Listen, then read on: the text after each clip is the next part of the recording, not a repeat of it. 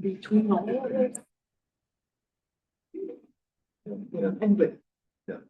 Okay, thanks everyone for their patience.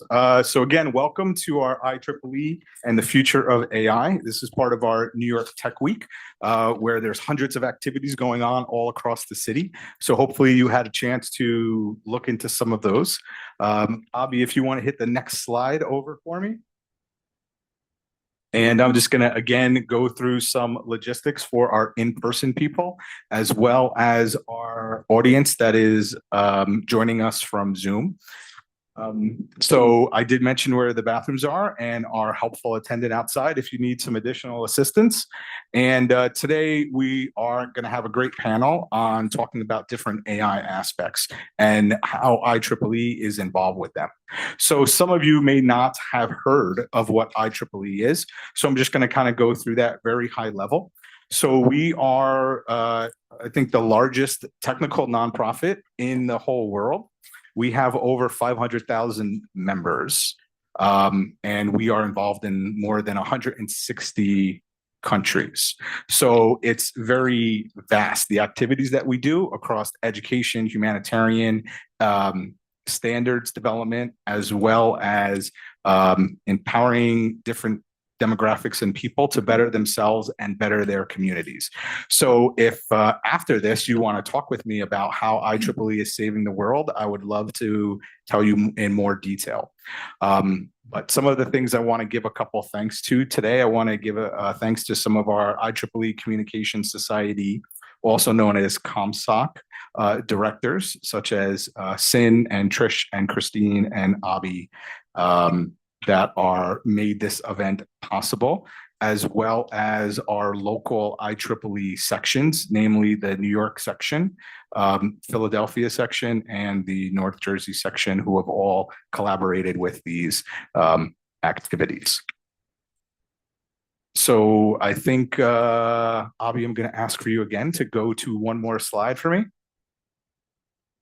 Oh, and on the screen, if anyone needs access to the Wi-Fi, it is the IEEE guest, and you would put my name as c.polk@ieee.org as the person to approve you if you need access to the Wi-Fi.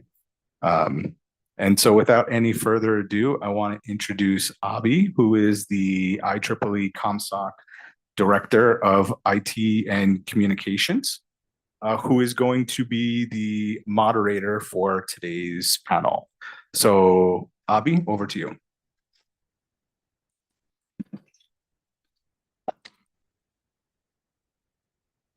Welcome again, everyone. So just to tell you a little bit, I've been working as a staff for Communication Society for the last 2 years, building and managing technology infrastructure that drives a lot of the events and the activities that we do as part of IEEE.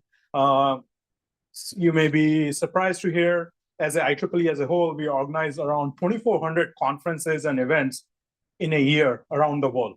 So, that's like 6 or 7 events a day that we're doing throughout the year. And we also publish thousands of journals, magazines, and in addition, we have standards that we publish, Wi-Fi standards, etc., that you may be familiar. So I, working as a staff, help support the web activities, building our websites, building our platform, building our systems here, and now also increasingly using our AI tools and technologies today.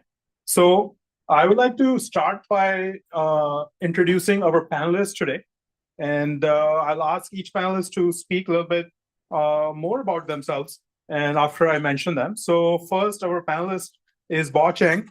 He's a technology leader, inventor, author, and he consults in networking and telecommunication industries. And he also serves as a co-chair of the IEEE's Future Networks, Artificial Intelligence, and Machine Learning Working Group since 2023. So, if you can introduce a little bit, tell us a little bit more about yourself.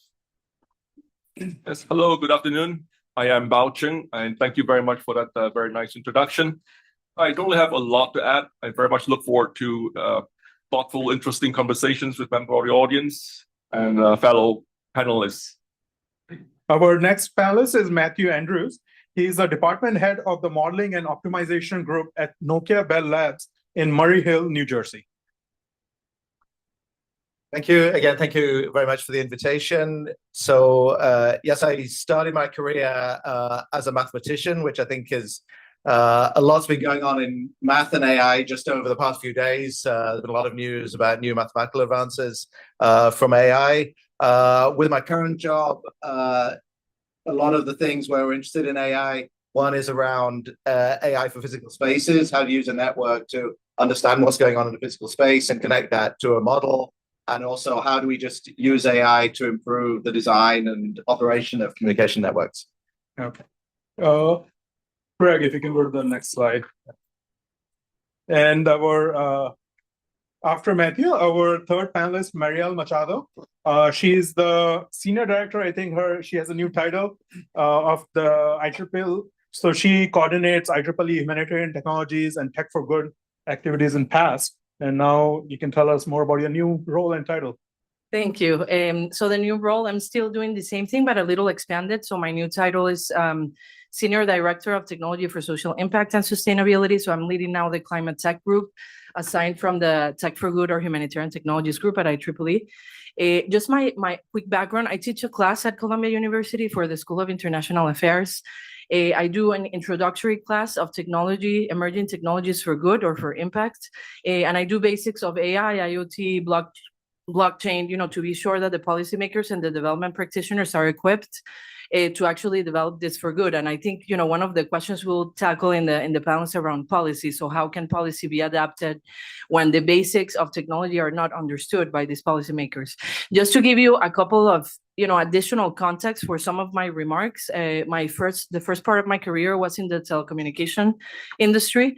I did a lot of deployment in broadband, in TV, in IoT in the first part, and then I transitioned into this field of technology for social impact. You will be hearing a little bit about what IEEE does throughout my remarks, but I just wanted that context, to be sure that everyone knew where that was coming from. Thank you.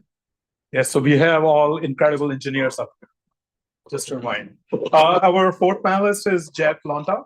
He is the director in the AI and data practice at Guidehouse, where he leads a firm's workspace planning and analytics solution.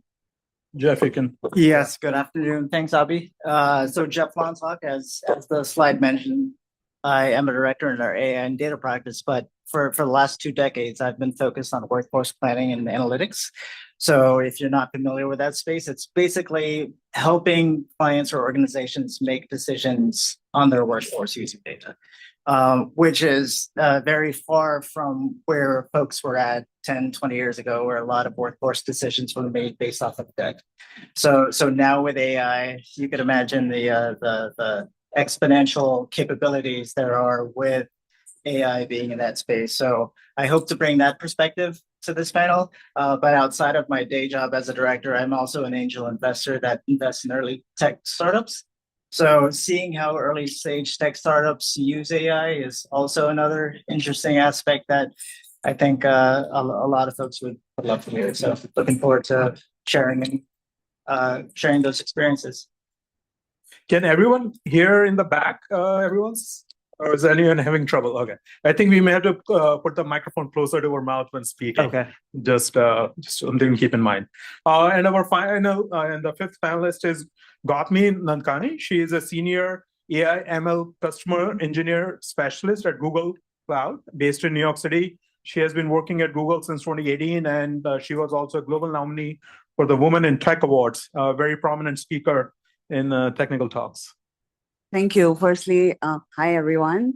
The minute someone walks in with sneakers, they work for big tech, right? I'm the only one wearing sneakers. But jokes apart, I'm so happy to be part of the panel. As Abhi said, my name is Gautami. I am a senior solutions architect at Google. I've been with Google for almost 8 years now, and in the cloud industry for almost 10.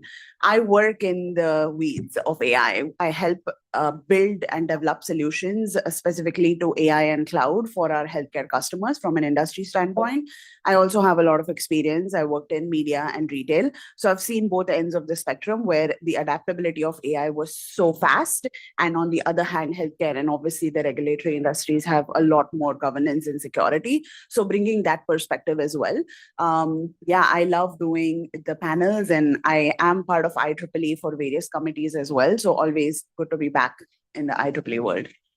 Thank you. Thank you. So, of course, we all know about AI, what's going on, and there's so many hundreds of questions and topics that are out there. We have identified few questions that we'll start with. We'll ask panelists to answer them, and then we'll also open up the question and answers for our guests over here. So maybe we'll start with Gautami on that side, just going to the reverse order. So our first question we had is, when we strip away the marketing buzz, what is the single biggest reason AI actually matters for the long-term future of your respective field? Yeah, so this is a very good question because I think we all are in a situation where the biggest question is AI going to replace me, right? Like, because the way the tech is working right now and the AI is going in the direction of transformation, that's often something which is asked by all our customers. And in terms of when you see at the broader picture, right, like we are moving from a more strategic transformation piece where AI is more of a collaborator, right? It will help you kind of transform yourself or multiply yourself 10 or 20 times. So in terms of how it can help, there is so much manual automation right now, which is happening, moving into more strategic and dynamic workload management, not just from an industry standpoint, but also from an individual productivity standpoint. How we look at AI, how it can help enhance our own personal brands from a professional standpoint, but also how it can help customers really transform their workloads and use cases.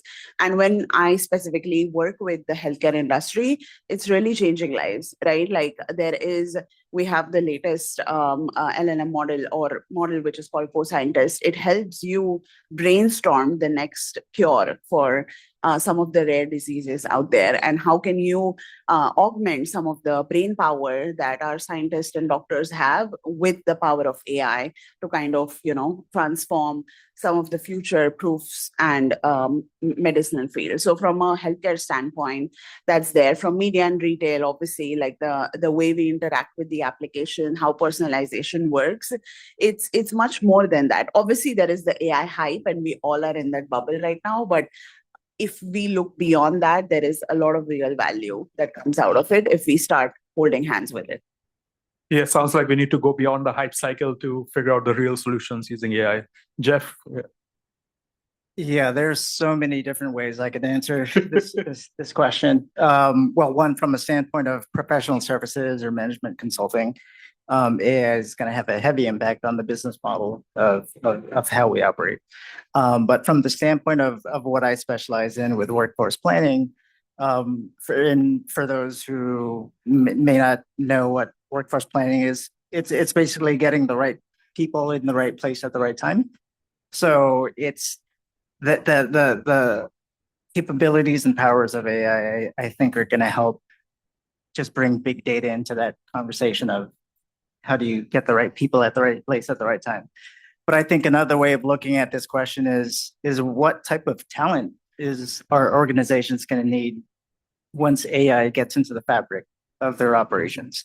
There's going to need to be new skill sets. There's going to need to be an expectation of what the productivity or what the output is going to be for employees. So I think there's going to be a significant shift in my in the good industry. or the bad side, the significant shift. Let's say good, right? Good for people or good for businesses?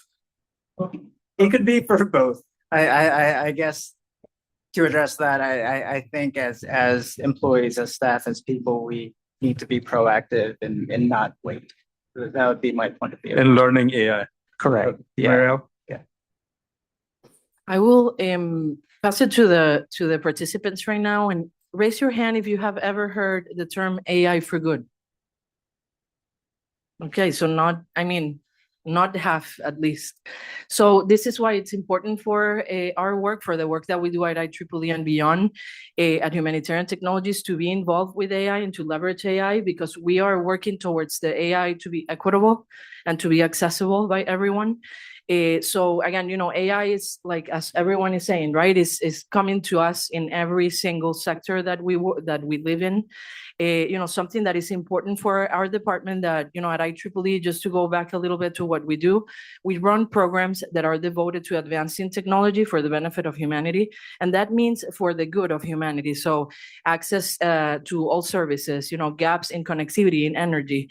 And that, with AI is really translated like completely into this gap of services, because how can a person in a rural setting access AI if they don't have a steady energy or electricity? Right? They don't have connectivity. So how can we make it so that it's accessible for everyone? And what can we champion, and how can we adapt our program so that we enable innovation to reach this sector? So currently we're working, and I will speak to this maybe in a couple of more questions, but just to go a step forward, we have a Gen AI for Good challenge now running, where we're calling on innovators all over the world to actually deploy solutions that are open source.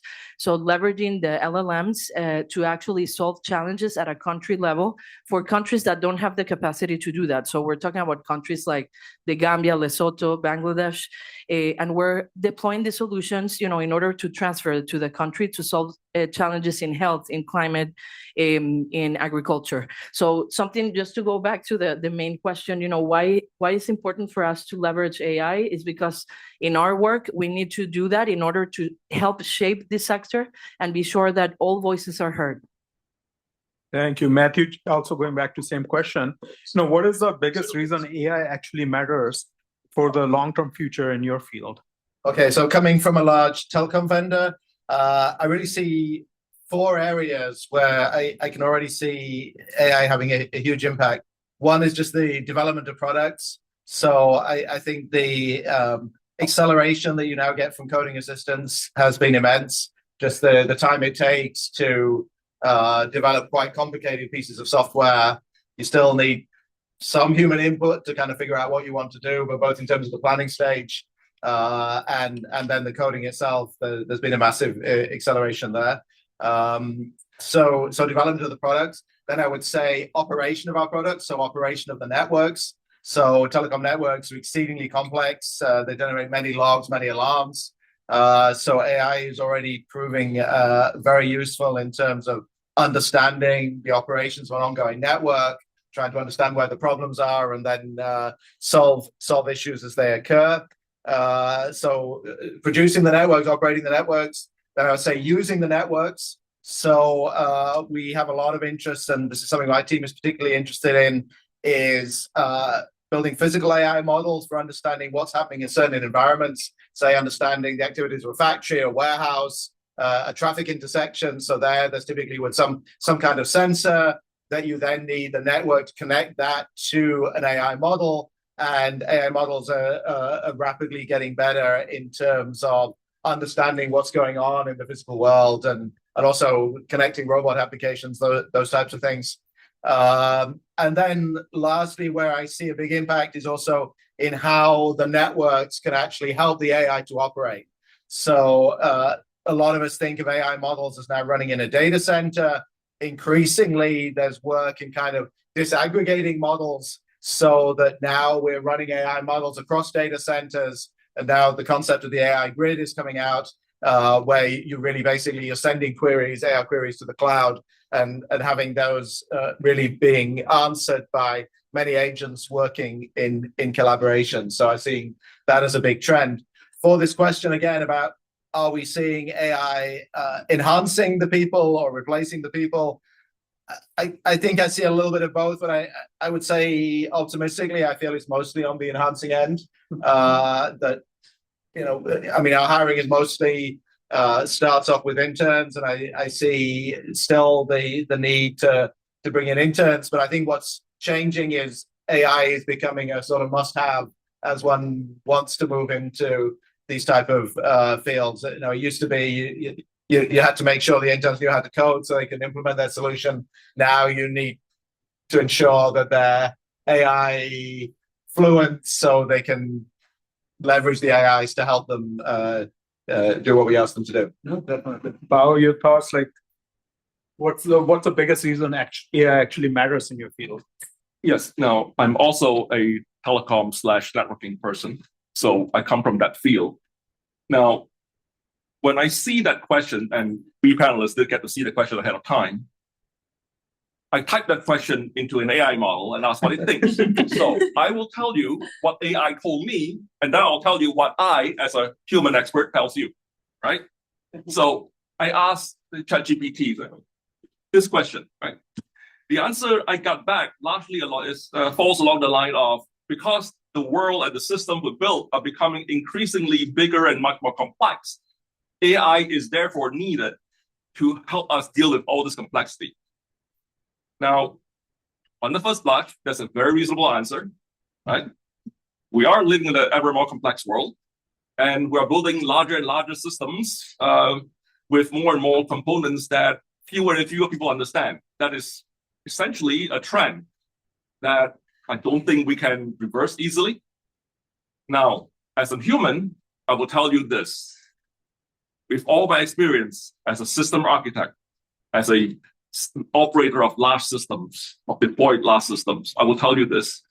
Try to hold that line of not architecting or building systems that you cannot understand to begin with, right? Now, there will be times where, for various reasons, you have to accept certain things you don't understand in pockets of the system.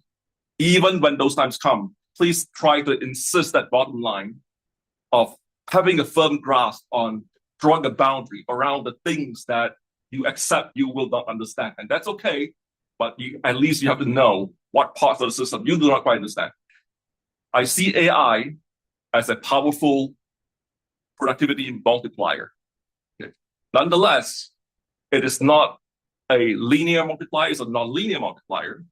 It is sometimes unpredictable multiplier. It is sometimes irreproducible multiplier, right? That also tells you why you need to understand what you don't understand when you design systems with AI, such that you can maintain some control around the things where, if things were to go bad, at least you can draw a boundary around this. Says, okay, in this area I don't quite understand, but I have other things in place to keep this part that I don't understand in check so that it doesn't bring down my whole system. So that is my human answer. Very nice. Thank you. I wanna maybe we can go to the next question with you also.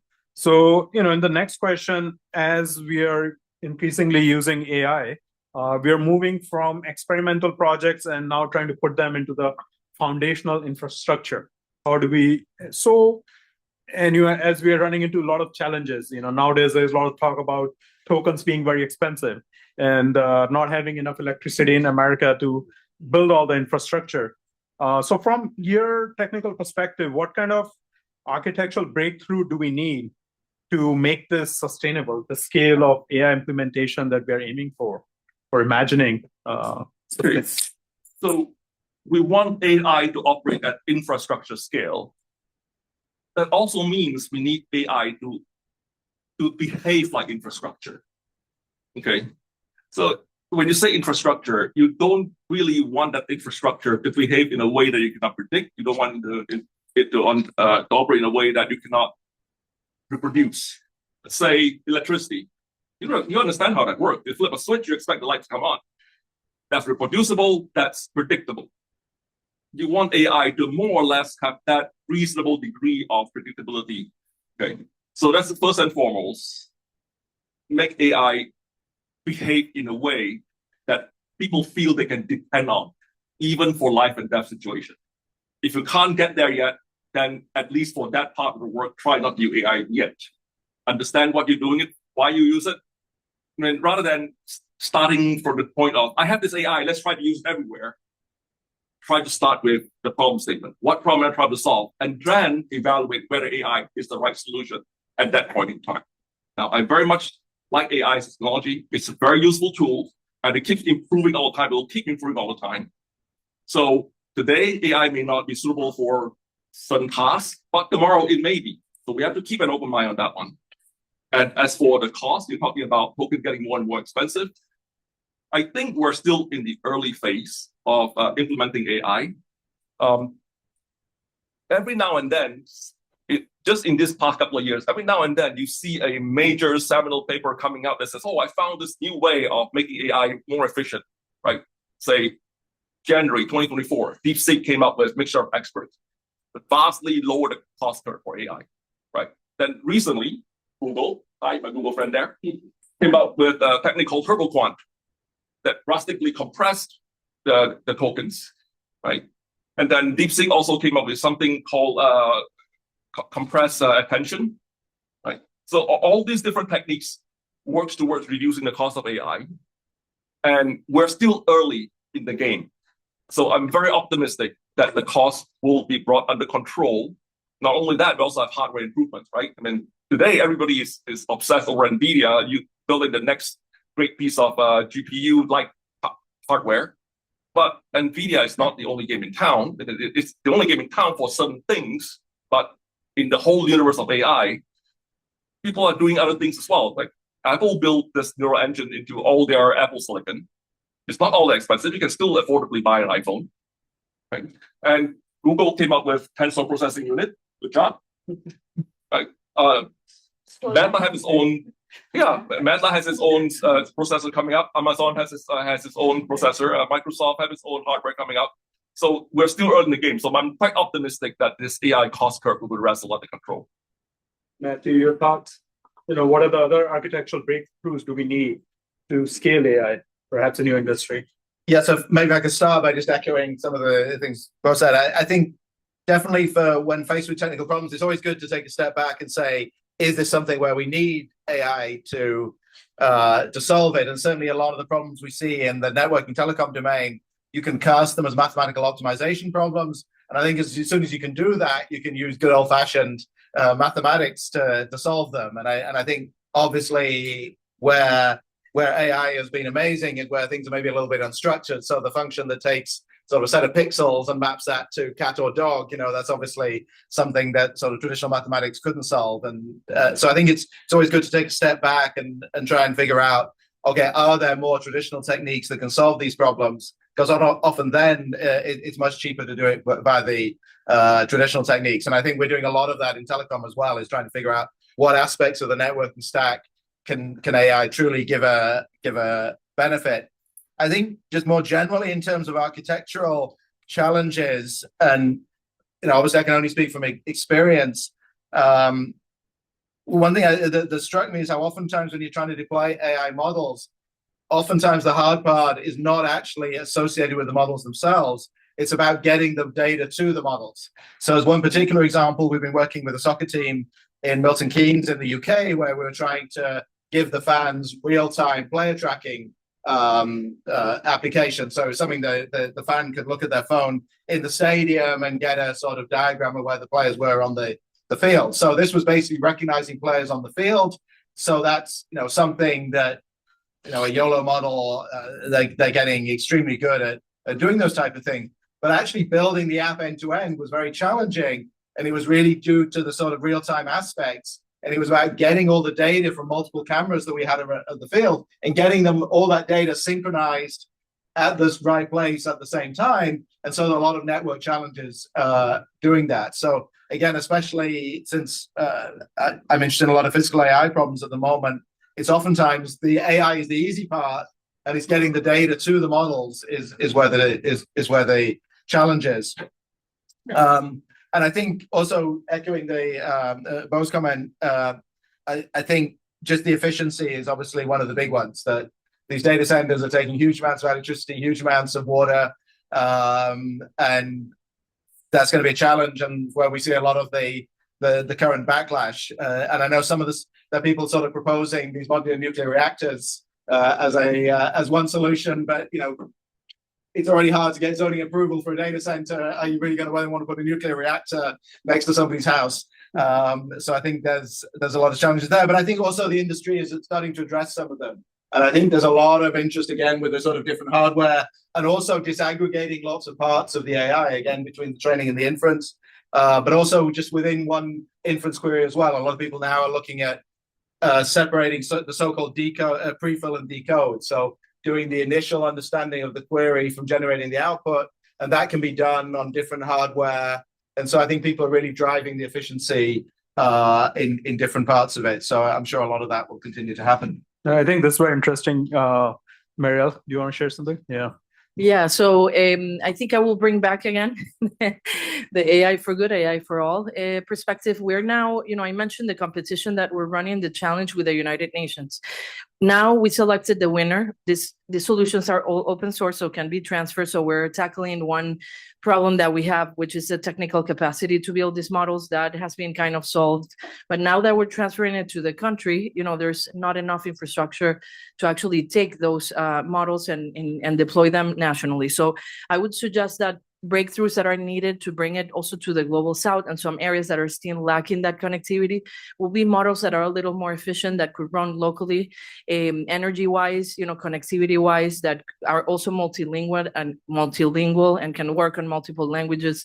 So I think the breakthroughs that are needed, for these technologies to actually reach all corners of the world are actually a little more analog in nature, and we need to figure out how we can make these models, for example, the first part, be run locally, and more advanced tasks you can put on the cloud, because again, cloud services in some of these countries and the speed at which these countries are running on are very, very different from what we have here in the States or in any, country in the global North. So I think that is what I want to add to the conversation. How can we be sure, that this infrastructure and the breakthroughs are also considered for the bottom, and the rural areas that are not yet connected?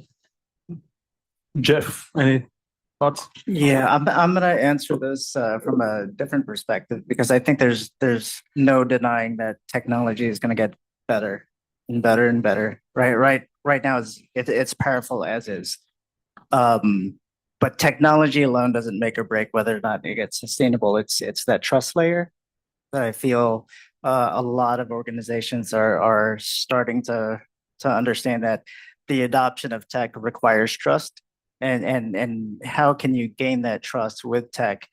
Typically, it involves having the tech become auditable, like having people understand how these LLMs work, how the tech works. It's a leadership decision. It's a leadership decision on whether or not they're going to decide, okay, now that this AI gives me extra capacity or gives my staff extra capacity, what do I do with that extra capacity? Do I lay off people, or do I just increase my expectations for productivity? That decision is going to impact or influence the trust that the company, that the organization is going to have on leadership. So the adoption piece, I think that's the critical step that's going to be needed to make sure that tech AI is going to be sustainable. Thank you, Gaurav. Maybe you can shed some light on, what are the next architectural breakthrough that do you see coming in the future that can help us, broaden the adoption of AI? Yeah, absolutely. Well, Bo stole half of my answers, but but I think the number one aspect of architectural breakthrough is understanding what you're using, right? Monitoring and observability as a piece is important, because a lot of times we are just using, obviously AI is tied to a lot of aspects of sustainability as well, right? Like the tokens that you use, the prompts that you're using, all of it is tied to how much of resources are being utilized. And a lot of times as individuals, we are not even aware what we are using. So I think number one is taking a step back for all the companies that are adopting AI to actually know that how much of these resources are being utilized at the architectural level. For you to change something, you need to know what exactly is happening. So there are two problems with this, right? One is the providers that are providing the AI should be responsible, obviously, to be able to provide infrastructure. Like Bo mentioned about this, like TPUs, we have our latest law on Ironwood that actually runs probably 8 times more efficient than a normal GPU processing unit, right? So overall, using infrastructure and technology that is sustainable and making sure that is good for, obviously, the planet. The other part of it is being responsible as an organization of how you build these solutions. Now, everything is an agent. Have we all heard of agents before? in the room? Yes, I see like big nods. You don't need agent for everything, you know. You can probably solve it by a simple like algorithm or even a math like equation, as I think some of us said here. So not everything needs AI. I guess just taking a step back and seeing, okay, is this problem being solved by my traditional architecture that is there, or do I need to, you know, add more agents or a multi-agent architecture for this? So just like grounding yourself with some of the use cases and upgrading yourself with, okay, if this is something that can be solved for in a different way that's more sustainable, I think that's something the leadership in your organization also is responsible for. So it's kind of a two-way approach where, yes, the architectures that you're building has to be more specialized for the use cases that you're trying to build for, but also using tech and infrastructure that is allowing you to do that is also extremely important. No, I think that's very interesting that I think we all need to realize that AI is not the solution for everything. AI is not a deterministic system. Oftentimes, you know, as we know, let's say we just use ChatGPT, we put same question, it comes up with a different answer multiple times. And so we have to, I guess, you know, see AI as a tool and see if the problem that we are trying to solve, is it a right fit for that tool or not. So I'll take it to the next question, you know, along these lines, maybe Bob, you can answer. How do we make sure, you know, in the agentic world that is happening, that AI is augmenting human workers rather than just disrupting them or, you know, replacing them? How do we ensure that we as a, you know, we're already seeing this disruption in software industry. Software engineers, they're the first one being, you know, their work is being automated large degree, but how do we make sure that in other fields we're augmenting humans? I think number one is stop resisting it. That's really important. I think treating it as something that is going to disrupt your work is, it's coming or it's already here, right? Whether you like it or not, it is going to be a part of your job every day in a way that organizations are adapting and going forward. It is going to be part of something that you're building. So I guess accepting and just seeing how can you place yourself around it is the most important thing that you can think about. That's number one. Number two, in terms of, you know, your own employee productivity, right? Like integrating that is more of a cultural shift rather than just a tool adoption, right? So how do your organization / you personally are using it and adapting? Like, for example, I stopped reading newspapers. I have an AI agent that drops the news on my email every morning at 7 a.m. across all industries that is happening inside of you know, AI technology, like obviously from a tech standpoint, and then automating it, like for this panel, obviously, I think Mo mentioned this, like I put in the questions, sure, like, you know, it gave me perspective, but it also is grounded by my own data. It reads through my emails, my meetings that it has, the projects that I've worked, and it pulls in the right information. So make sure that you are actually having that context layer, because it is generic. It would give me the same answer as it would someone else, right? How will it personalize to you is then you have to integrate all these systems and add more context to it. So that can help you kind of augment it. Like, and also don't be afraid to be hands-on keyboard. I feel like the best way to adopt AI is to actually like learn how to use it. Anti-gravity is one of the launches that we have. It's similar to Cloud Code, where you can build apps. Go get hands-on keyboard with building an application with your integration system. I built an app for like something like fitness app where it started counting calories and like very, very basic. I mean, the minute it tells me I'm not drinking enough water, I'm like, I don't need this extra notification. But anyway, so you go and build things on your own, fail at it, really. And then that's how you are going to improve from it, right? And, you know, moving beyond software engineering as well, if you're not in that field, how can you just like be comfortable in talking about it, right? Because again, there is a lot of AI fluff and, you know, in the market right now. How can you actually, you know, integrate that with your personal lives, but also in your company, and having that thought process around how can it augment and add on to the solutions that you're building is kind of the way to go, I feel. So Jeff, I want to also, if you can add, like, what are the business leaders thinking? We would like humans to be augmented, but while you're consulting with the clients, are they in that mode, or are they interested in reducing their costs just by replacing human? Yeah, I do think there's no one size fits all answer or solution to that. I mean, just to be real, it depends on, is the organization or company big enough to pivot quickly? If you're 100,000 person organization, pivoting is going to be hard, and AI is going to have some drastic decisions or drastic impacts on what your workforce looks like. If you're a smaller company, yes, I think you have more of the liberty to decide, okay, do I keep my employees at the same pace and just expect higher productivity or more efficiency? So I think it really depends. It's a leadership choice. But what about, I was reading a blog, for example, they re-architect their whole organization with assuming that AI can do a lot of the software development work. They laid off, I think, large amount of people. So are you seeing like other business leaders thinking along those lines, or are they want to keep their workforce? Yeah, I do. And I think a big mistake is for leaders to look at their org chart and say, okay, this is how my organization looks like. I need to apply AI to each of these organizations, which again could work. But I think the more logical approach would be to design AI systems around the tasks for the mission of your company, less around the org chart. Your org chart is going to look very different once you apply AI and different tech to your organization. But if you understand what your organization should be doing from a task or mission perspective, then I think it makes a cleaner, systematic approach. No, Marielle, I will go next question to you.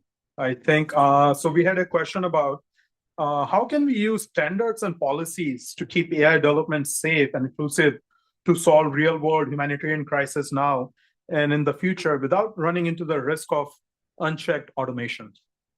Yeah, I think, aside from the standards and the policies that are needed to shape this to be ethical, inclusive and everything I have mentioned before, I think something that is very important is for us to start doing things, like just trying out things. And that's what, we're doing at IEEE, trying to deploy programs that are putting the innovators to work on these challenges so that we can actually test and see are these solutions actually deployable in some of these contexts? How can we be sure that we're adapting it to the language, and the context and the culture of some of these areas? Because, I always bring this in my class, at Columbia University, and I always say, who is designing these systems? I want you all to think about that for a second, right? We are having this be designed here, in Silicon Valley, not even here. Well, yeah, here in New York, but in the global north, mostly in English most of the time. So, these are the type of things that we really need to start thinking about. How can we be involved and start shaping the sector so that it's ethical, and how we cannot say, what are the risks and deploying in this place if we're not doing it. So I remember in one conference, just when ChatGPT got released around this sector, let's call it digital tech for good. It was around digital more than any other technology. And some of the people were asking, should we really start deploying this ChatGPT? Like, what about the harms that it could bring? Like, are there any ethical considerations? Who's doing the policy for these models that, we don't understand, right? And, my perspective is always like, yes, we need to deploy them in order to shape them and change them, because, if not, they will be deployed and they're running on their own and we're there watching, So I think from the sector perspective of the humanitarian technologies, technology for good, the nonprofit sector that is trying to drive this equitable AI, I think it's very important for us to just get our hands dirty, like we're doing, at IEEE Gen AI for Good Challenge, and just start, testing and see, what are the things that need to be shaped and changed. And with that, will come policy and standards for sure, at least for the, aspect that I'm bringing up of the AI for all. You want to add anything, Matthew? Yeah. Yeah, so I think for the previous question, I would have been on the optimistic side. I think on the whole, for the replacing the humans, I think on the whole, it is augmentation rather than replacement. For this one about the dangers of unchecked automation, I think I'd be more on the pessimistic side. I think it's already happening. We are seeing the dangers of unchecked automation. And I think just going to Mariella's point, one needs to distinguish between AI built by organizations that I think are trying to be ethical and trying to do the AI for good versus organizations that are not. And I think there's two, or arguably not. And I think two areas where we're already seeing this. One is cybersecurity, and the other is defense applications. So in terms of cybersecurity, I recently saw a talk from one of our internal security teams, which was very dramatic. It was the number of denial of service attacks they're seeing on networks over time. And it was kind of at this level until 2025. And then it was basically exponential. And so basically AI has proven to be extremely good at generating attacks on networks. And the things they're saying is they used to be designed by people. So maybe if you're obfuscating IP addresses, maybe there's just like one level of obfuscation. Now you get AI that's doing like 7 or 8 layers of obfuscation. And so it's much, you could argue that's unchecked automation. And a lot of these tools are being built directly into hardware. Another interesting factoid I recently learned is that a lot of the low-end phone manufacturers are actually taking money to build malware directly into the phone. So some of the cheap phones that you buy at Walmart, for instance, they will actually be manufactured with malware in them. And a lot of this is now AI generated. So I think the cybersecurity is one area where we're already seeing the unchecked the bad side, but of course the AI can also provide the tools to solve that. And I guess we've seen that again with the Claude Mythos model. It's finding a lot of holes in what was thought to be very good hardware and software, but also it can help to patch them. And also, I think we're now increasingly seeing AI going into military applications, where obviously there's an extreme risk. Who's making the decisions when you have robots with a large amount of firepower? And clearly the Ukraine war is becoming a robot and drone war. And I think a lot of companies now are looking into what role should we play. Certainly our company, because we're a networking company, telecom company, orchestrating drone networks is something that we're thinking of. And I know the European Union, they're putting a lot of money now into defense funds for these type of networks. So I guess these are just the questions from all time about the balance between different powers and where should the defense investment go. I think on the other side there are some more optimistic applications. We have a project with a professor in Ukraine who's also interested in kind of smart city models for understanding reconstruction tasks. So how do you understand the damage in an area, and how can you look at the sort of architectural plans from when this neighborhood was first built versus what it looks like now, and understand then what are the needs for reconstruction. But I think clearly that's going to be a big part of AI, unfortunately, going forward. No, that's very interesting. I think, a lot of the fears that used to be theoretical just a few years ago, now they're becoming very real. That models which can use multiple vulnerabilities and craft an attack on your system. Okay, so we're talking about ethical guidelines and inclusiveness guidelines and how to keep AI from doing the wrong things, or keep AI from doing evil things. And how do we use standards and what's the other term here? Policies as tools to do that. Now, I'm not entirely sold that we need to draft standards and policies differently because AI is there. Now, take a simple example. Thou shalt not kill. Very simple policy. Don't kill people. Does it matter whether the killer is a human or an AI? It probably matters to the person selling the AI model, but it doesn't quite matter to the person who got killed. Okay. So at some point, we have to decide that, hey, does the rule apply equally across everything? Or do I really need special rules for AI? Now, where AI and automated systems, where they excel is whatever you tell them to do, they can do things quickly, very, very quickly, right? The time it takes for a human to do things one time, automated AI systems can probably do it 100 million times in the same time span. That's about the real difference there. So I don't necessarily see the need for ethical policies and standards to be all that different in terms of what AI and the humans cannot do, but rather I care more about enforcement mechanism. I care more about where liabilities are assigned. Okay, when you tell the tool maker you are liable for the bad that your tools make, it sends a message to society. But instead, if you tell the world, it doesn't matter what the tool make, how the tool is built or how the tool is designed, as the operator or the person using the tools, the one always has the final has the liability. Again, it's a different message that you send to the world, different message to send to society. So we, as a democratic society, have to work through this, not necessarily through technological means, but as a matter of humans as a society working out collectively how we want our society to look like with or without AI.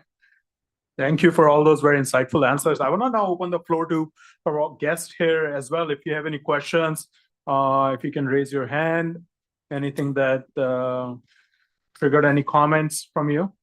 Go ahead, sir. Yeah, we say that we have. Can you say a little louder? Do you have a microphone? I was gonna say, if you could hear it, maybe you can repeat the question. Okay, sure. For the online. Okay, I'll try. We have a lot of advancements to make AI more efficient and I guess to bring tokens costs down. But when I talk to a lot of the business people that talk about costs increasing, I guess it touches upon the fact that we don't necessarily know what we're using. But at the same time, I see a lot of investment in data centers and trying to increase the energy grid. So it seems that the technology is moving toward being more efficient, but we're preparing for it to be more inefficient in terms of explosion of use. So I don't know why things are moving in different directions in the business world for the folks on the AI side, and then all those inventions as well to make it more efficient. And what will happen once the technology is more efficient and we have more breakthroughs, and then we have all these data centers that we don't necessarily need for the use of AI. That's my question. Yeah, I guess the question is, we're building all these data centers, and if the technology becomes more efficient, won't we be overbuilding things? Any thoughts? Yes, well, I was one of the person who said that AI will be getting more and more efficient. Okay, now what I just described and what you described are not in conflict, in the sense that yes, people are building more and more data centers. They're complaining about not having enough electricity or water to keep things running. At the same time, it is also true that the cost per token is going down. So it's just right now, it's just a matter of demand outstripping supply faster than the cost savings is running. Okay, so I'm quite optimistic that give it more time, and as a society, we'll find the right equilibrium, and the technology will allow us to do that. Anyone wants anything else? Yeah, go ahead. Yeah, I think it's an interesting investment question because for those of us in networking, we saw the internet bubble in the late 90s, right? And there was massive overbuilding in optical fiber, which took a long time to fill.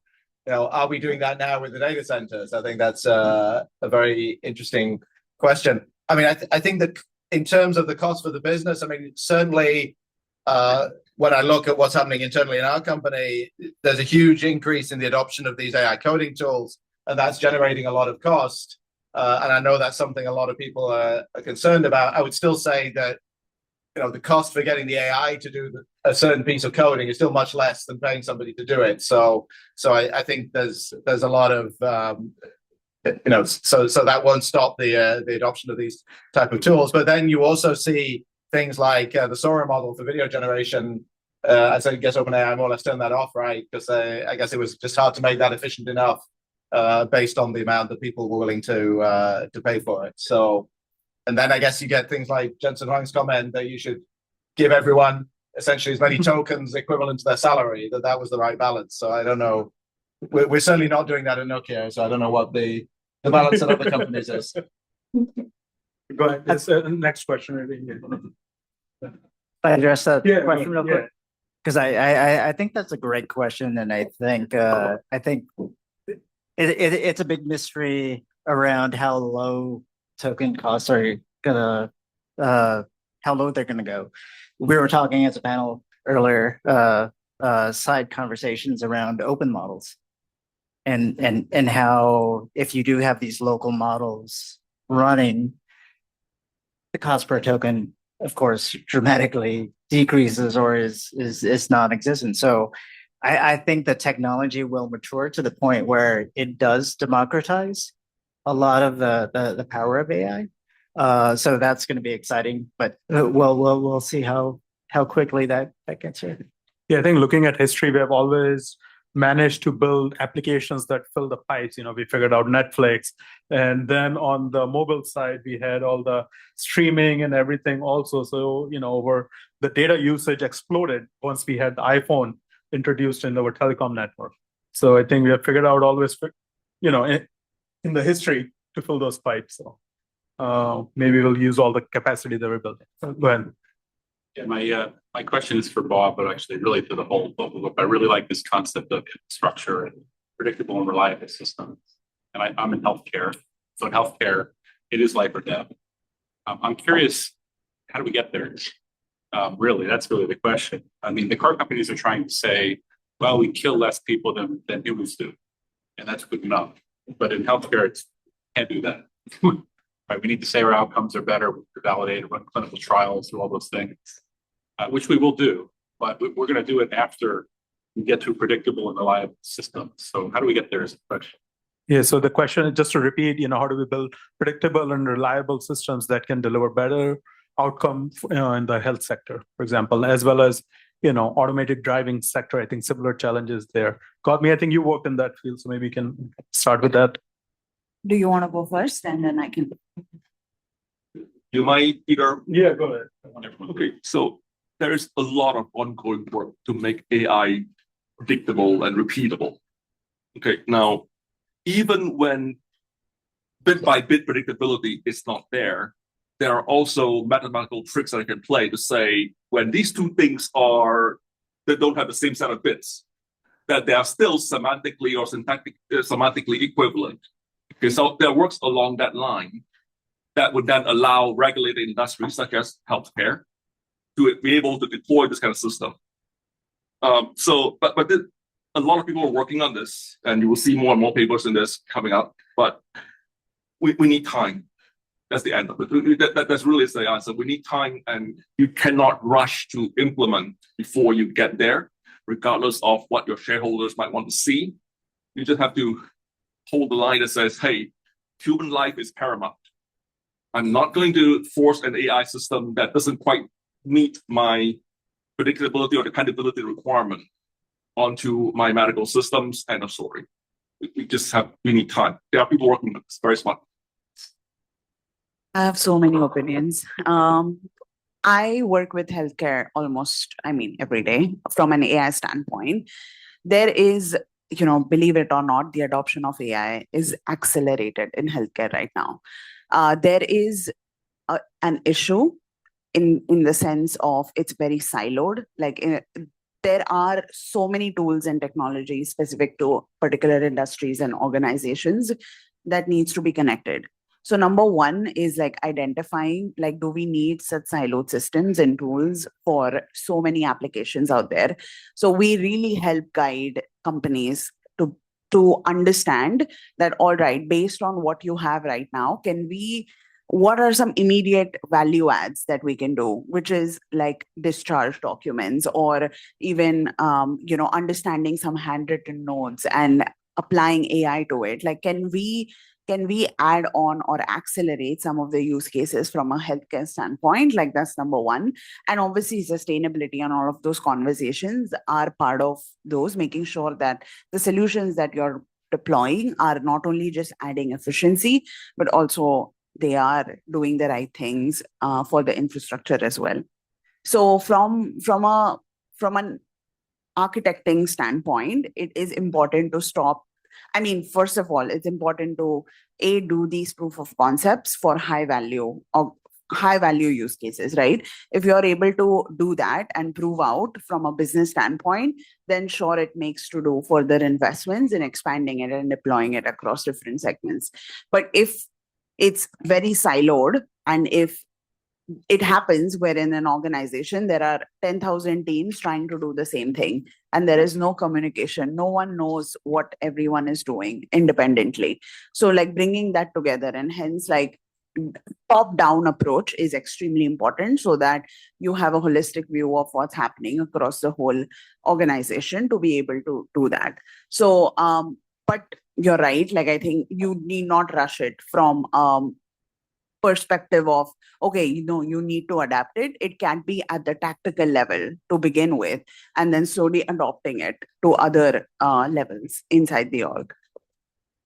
You want to add anything else? Yeah. Okay. Thank you.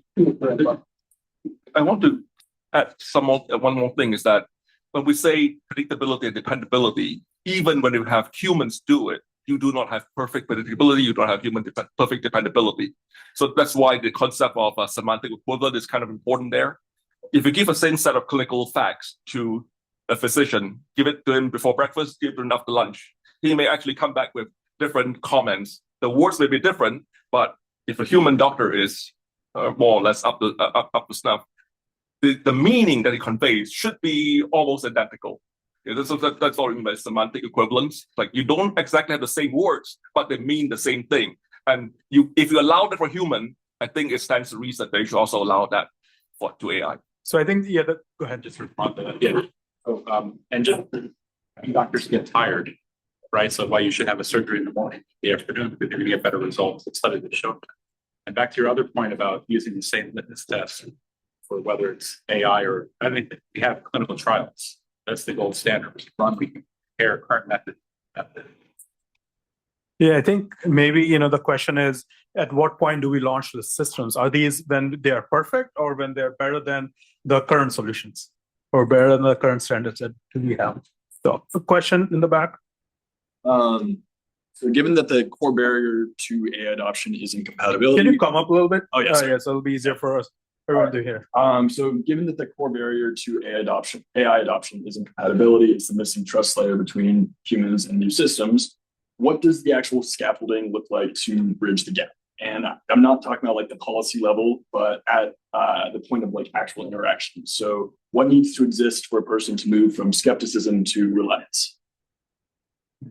How can we become more reliant on AI?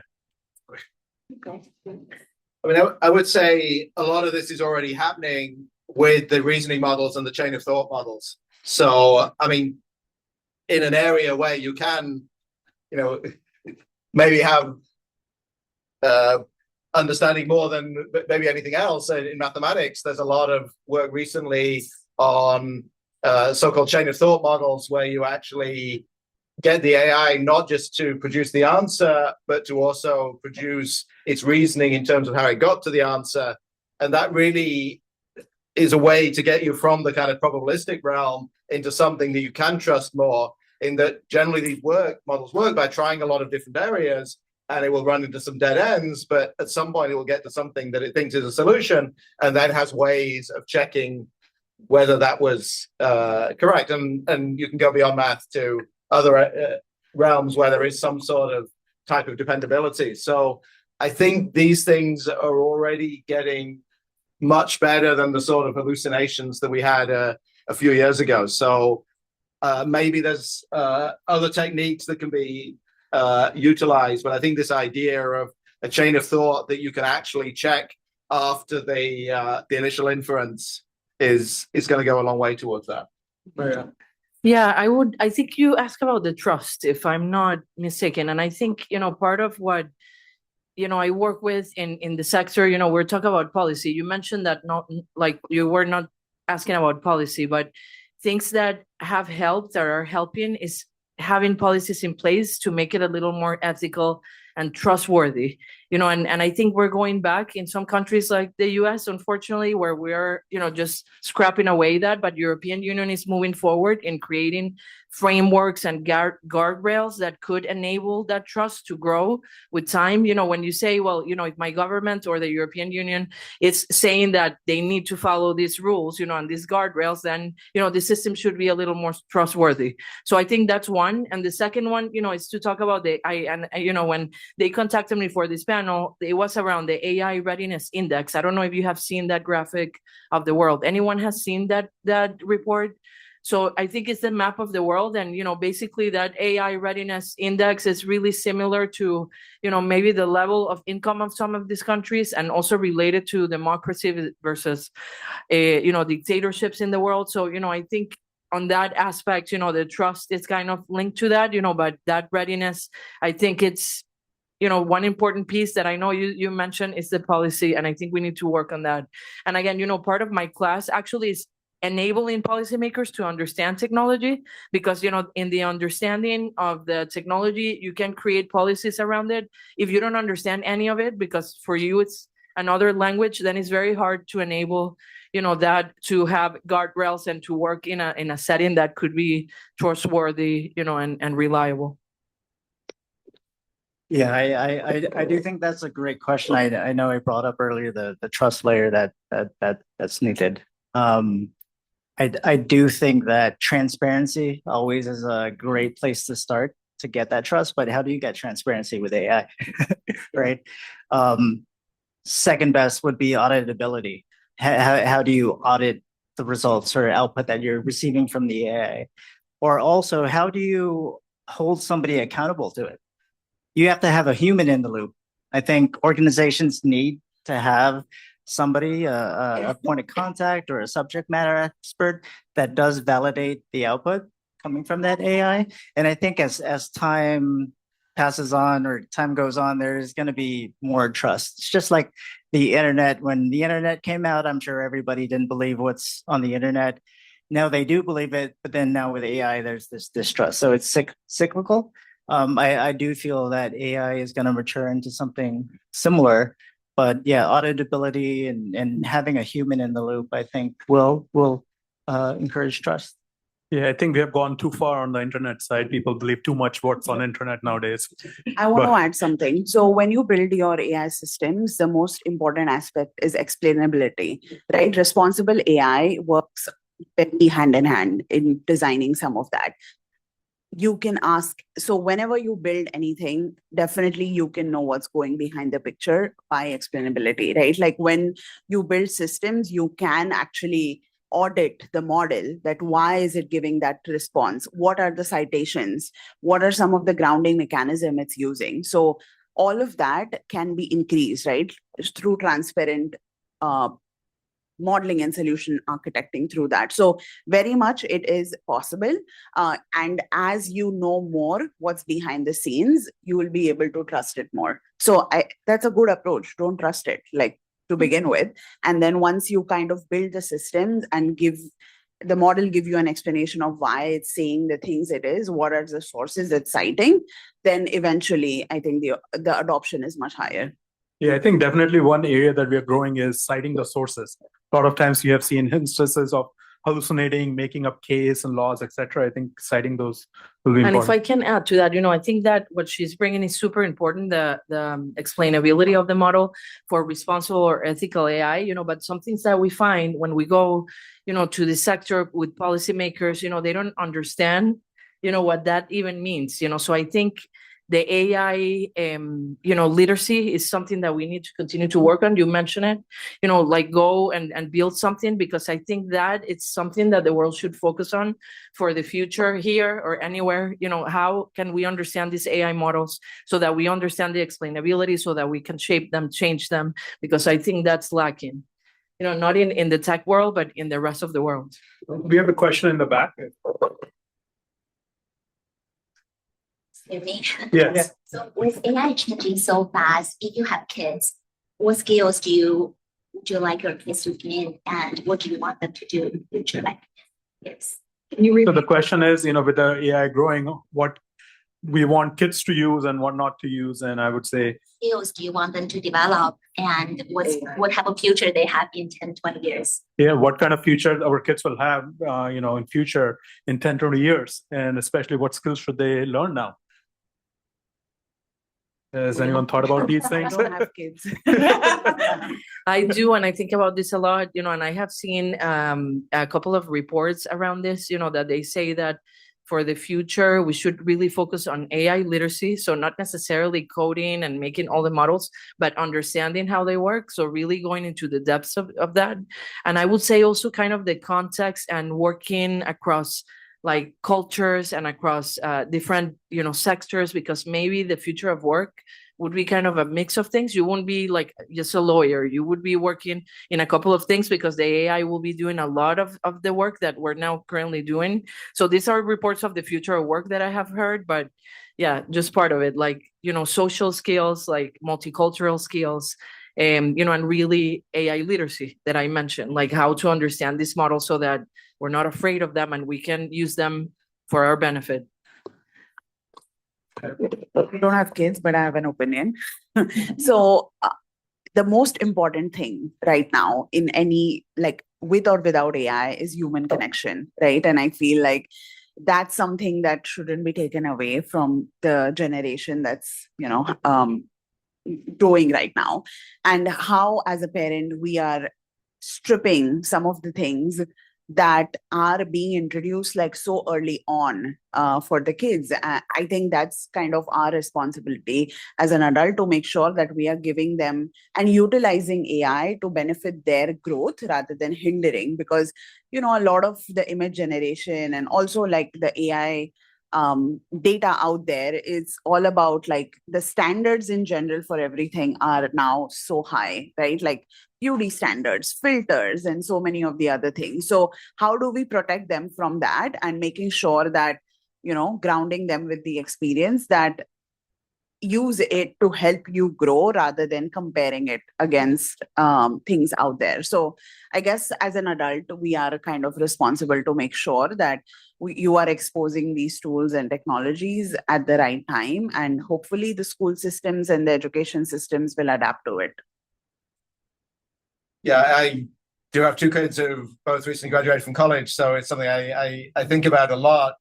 And I mean, what I see, so one thing I've recently read about is employers saying that this year's set of college graduates were the first year that had 4 years of ChatGPT, and they say they're already seeing that the job applicants know less because they were just asking ChatGPT. So I guess one answer is, try not to be that person, try to actually know things and not just rely on the agents. But I think I would go to the early point. I think the soft skills will remain important, right? So unless we just devolve to just only talking to AIs and never talk to each other, I think the ability to just communicate with each other. So one example, a family member worked at a startup this past January, and the products now are being vibe coded in days. And so what it means to actually produce a product is completely changing.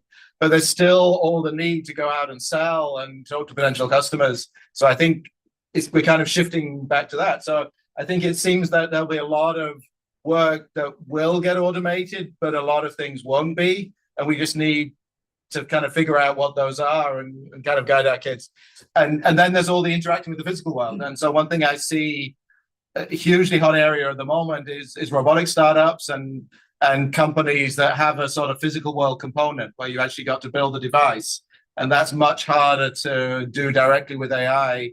And another example, maybe slightly along the same lines, we were talking to telecom companies that provide rural broadband, and they're seeing a lot of their employees poached by companies that are building data centers and those type of things because they know how to like dig trenches and provide electricity and provide water. So it's just a shift back to engaging with the physical world, because engaging with the digital world, which maybe was very valuable until recently, maybe that's the part that AI will take away.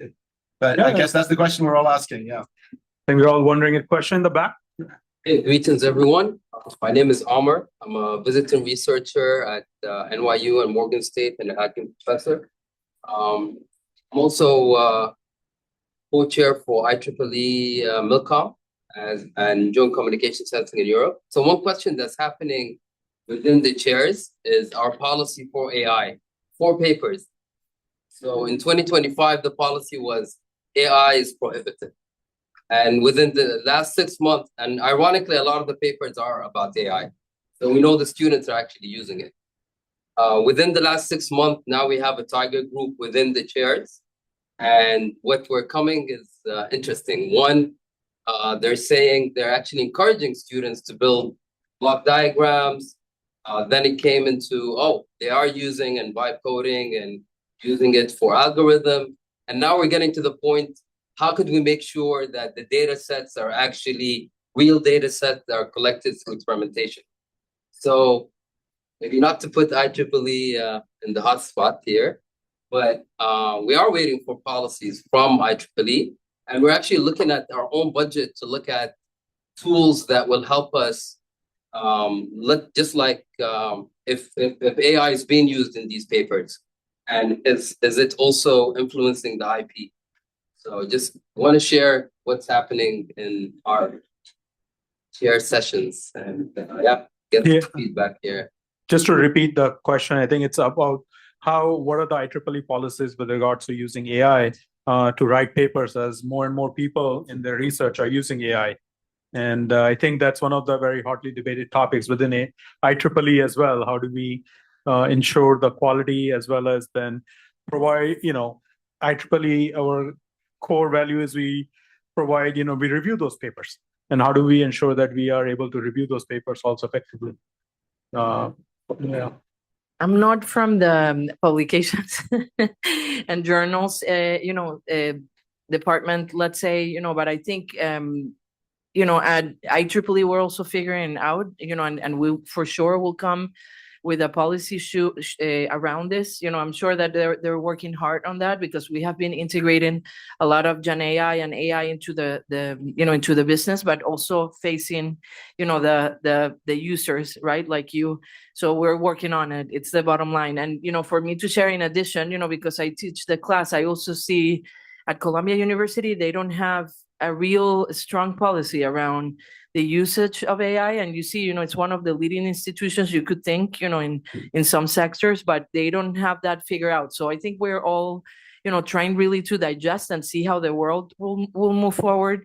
In my class, I actually have the students write their papers a one-pager. Like, so before I had 10 pages for their assignments. Now I'm not wanting to read what your model is telling me. So just do a one-pager where you're telling me the analysis of your usage of the Gen AI, and you're comparing 3 models at a time, and I usually told my students, like, the worse that paper is written, the more grade you will get. So, I want mistakes in that. And I think next, I will just have them just hand it over to me, handwritten, because even for the one-pager, they use AI, and I made them use a presentation, and the presentation was done with Gen AI, so some of them were like, I don't know that slide where it came from, and it was really comprehensive. And I'm like, but that part that you say there in the second bullet, like, what does that mean? And they looked at each other and, and they said, this was created by the model, we're disclosing it. So, I think we're figuring out how, especially the education world will change. And I think will change completely, in a couple of years. But, to wrap it up, I think IEEE is working on it. You should be hearing hopefully soon some sort of policy. Yeah, I think the struggle is, even if we make a policy, how do we enforce it also?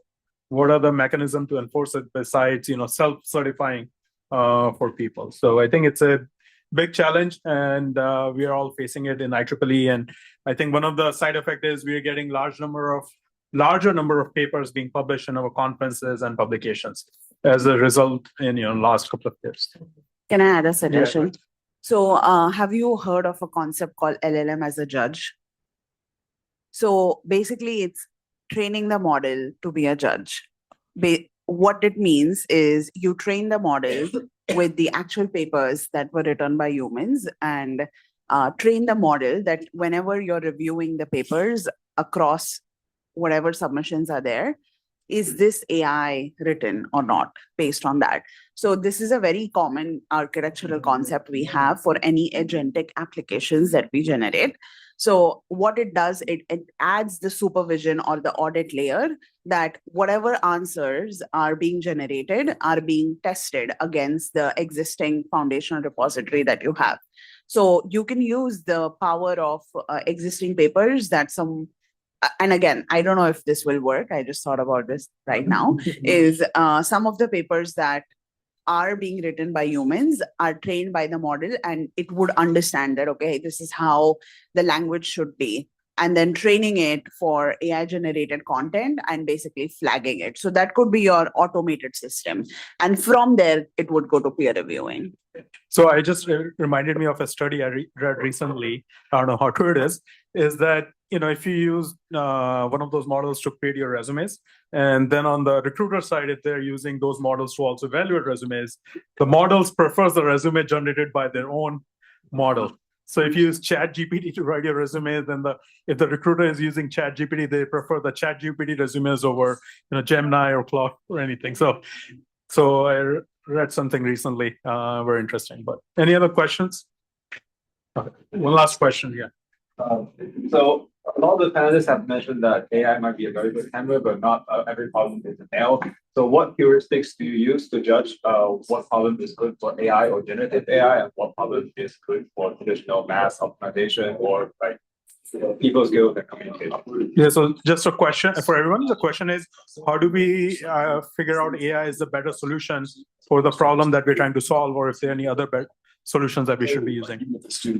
Any thoughts? Okay, this is where domain expertise comes in.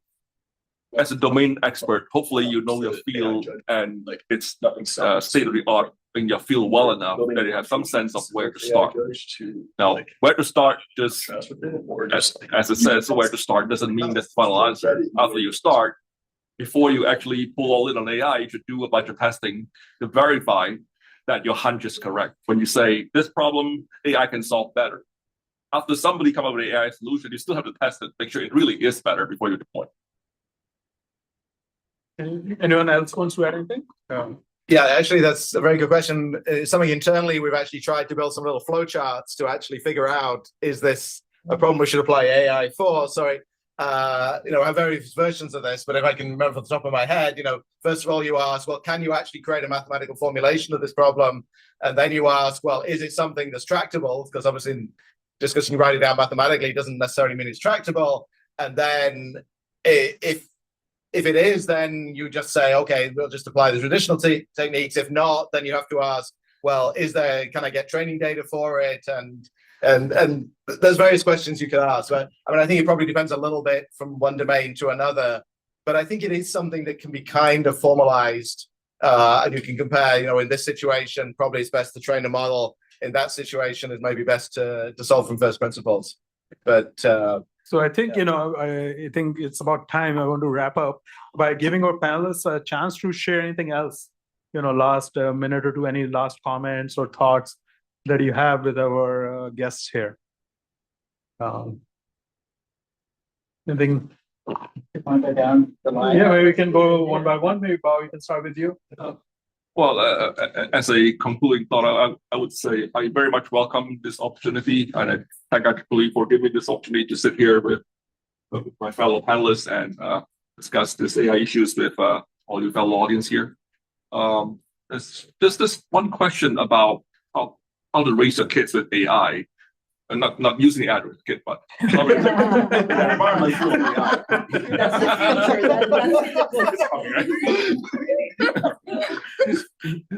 my own kids are too old for me to run this kind of experiment. But if you still have kids that still ask you for spending money for allowance, I'm tempted to suggest, see if you can make part of their allowance token budgets. See what your kids can do with a token budget. I guess, again, thank you very much for the invitation. It's been a very enjoyable conversation. One thing that actually struck me was something Mariella was saying about responsibility and how the Europeans maybe are looking more with the EU AI Act and those type of things. I think that's actually interesting because I'm coming from a European company, and they actually see things maybe a bit from the other end. They see all this sort of regulation, those type of things in Europe as, well, okay, is this a reason why most European countries haven't been able to build a frontier model? And I think this is something that actually a lot of countries have grappled with, because only a few countries have been able to build frontier models. So I think this is actually one of the big challenges, is sort of capabilities versus the guardrails. I think that's the word you used. I think that's a fascinating question that's probably impossible to answer, but it's and I think different countries see it now. A lot of countries are very worried about, not being able to keep up and seeing all the good jobs go to other countries that have built the frontier models. Yeah, and I think that might be a good, also like thing to put on. Thank you, by the way, for having me, and thank you everyone for staying and listening to us. Something that I want to mention is that, like, I think that, balance between like policy, ethical, and the continuation and evolution of these models is really, a topic kind of top of mind for a lot of these companies. I'm not sure if you guys saw that. I think it was yesterday that the White House released an executive order around like opening everything, for AI and its development. And I think, the AI world, and big companies are really happy about that, and I have no really strong feelings about that, because I do feel that the race is on, and these models and these companies are going to continue to build here or anywhere. I think we're here, and it's going to continue to grow. So we just, again, as I mentioned, when they asked me this question in 2024, do we need to get, and when we say do we, is it people that were devoted to the tech for good sector, the development practitioners, USAID, government, nonprofits, should we do this? Is this ethical? But we cannot stay put and hold and ask ourselves, to get an answer, because these companies will continue to move forward. So I invite you, all of you, to think about this intersection. Where do you want to play a role, and really type and Google, the AI for good. Take a look at our programs at IEEE, Humanitarian Technologies, if you're interested in what we're doing, because I think we all need to play a role in shaping this for the better of the world and for the better of everyone. Yeah, so my closing thoughts is I think in my lifetime, this is the most exciting time with tech. So much opportunity, so much capabilities at your fingertips, whether you're a large company like Google or whether you're a mom and pop shop that has access to Claude or something. That's going to open up a lot of doors, and we talk about equitable AI. Hopefully this gives opportunities for smaller organizations to compete and maybe help a better cause. So I'm bullish on AI. I do know that there's dangers and uncertainties, but that's where the human element comes in. And to address the question about like what your kids need to focus on or whatnot, of course, critical thinking skills that can't go away. You still need to communicate with the AI. You need to be able to articulate what you need. That element will never go away, and the design element too. Yes, the AI could pretend it has feelings, but I don't think you could take away the human aspect of empathy and whatnot, emotion. So thanks for having me on the panel. Great conversation, and thanks to the audience for listening in. Firstly, again, repeating everyone's thoughts, thank you for having me as well. It is so good to be here with real humans and not AI models. Don't be scared of AI. I guess I would start with that. Humans created AI. It's our making, right? Like, in terms of just embracing it,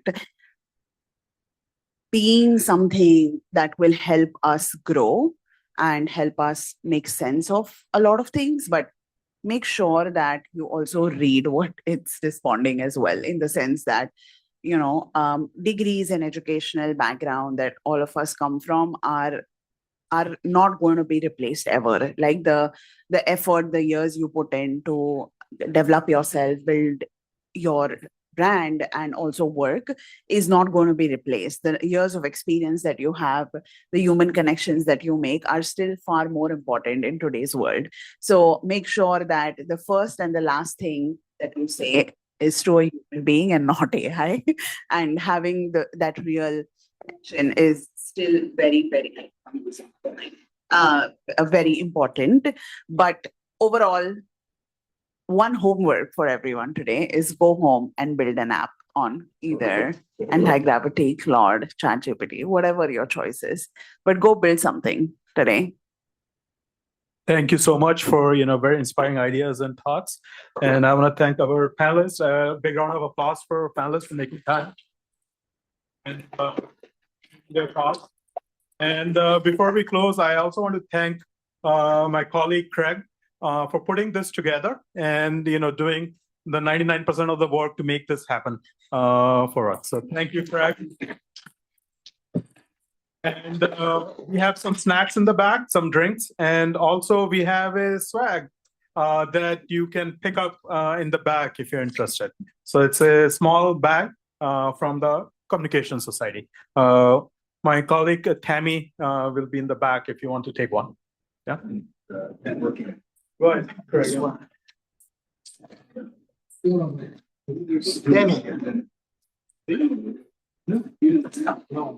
So again, thank you everyone for coming. We invite you to stay for some additional networking. For our online audience, you should have noticed in the chat, there was a link just posted for a Zoom networking session that's going to open as soon as this webinar closes. So we invite you to click on that link, save that link, have it so when that closes, you get a chance to also connect online, and hopefully everyone will connect here as well. So thank you again for coming. And we look forward to having more of these opportunities and sessions with you. So thanks.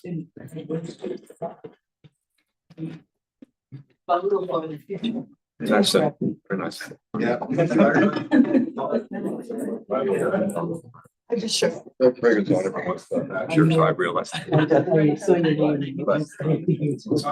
Nice.